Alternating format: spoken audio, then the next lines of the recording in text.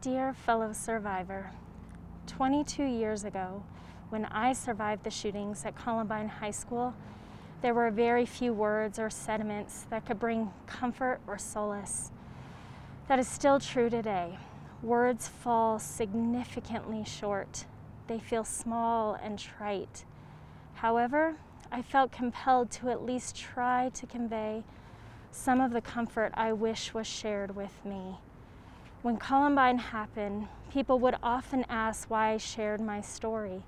I would express how desperate I was to prevent mass shootings because I never wanted another person to experience the pain and suffering my friends, my classmates, my community, and myself did on April 20th, 1999.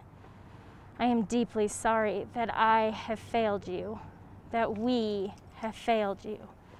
I am sorry tragedies like yours have become so commonplace. I wish I could erase the grief and sorrow that have now become a part of your story. This is not the way it is supposed to be. I want you to know you are not alone. You are now a part of a club you never asked or wished to be a part of. In this club, you are known, you are seen, you are heard, and you are valued. Your story matters greatly. In this club, you are accepted and you belong. You are safe, safe to be you. In this club, you have permission and space to feel and process your emotions. We are not uncomfortable or scared by the intensity of those feelings because we have felt them too. In fact, your thoughts, feelings, and emotions are completely normal. They don't make you strange, broken, or weird. In this club, you get to heal at a pace that feels safe and healthy for you. There are no expectations to move faster or slower in your healing journey. Let your process take as long as it needs. Yet in this club, we will also support and encourage you to utilize the tools and resources at your disposal to face, navigate, and move through your trauma to find healing, strength, and purpose on the other side. Because you will find you are not just a survivor, you are an overcomer. In this club, hope can become your reality. Hope, you see, is a choice. One day, whether you believe it or not, you have the opportunity to make that choice. You may be numb with shock and the chaos of this moment. I know that the immediate danger has passed. You no longer feel safe. Your innocence and security have been stolen. I know what it's like to continually replay the event over and over again in your head. I know the inability to shake the sights, sounds, and smells. I know the crippling guilt and shame, the unanswerable questions of why, and the second guessing of your response. I know the nightmares that haunt your sleep. I know the loneliness you feel even in a room full of people.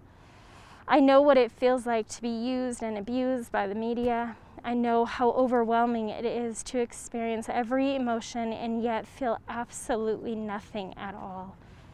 I know the tears you want to shed, yet they run dry. I know the disbelief and confusion of staring at an ever-growing makeshift memorial. I know the grief that makes your soul ache. I know the weight of fear. I know the anger. I know you feel as if it might all crush you at any moment. I know it feels impossible, but I promise this is not the end. Hope is patient. Hope will wait. And hope will bear you up and carry you steadily forward. Hope is a lifeline that can steady and anchor you against any storm.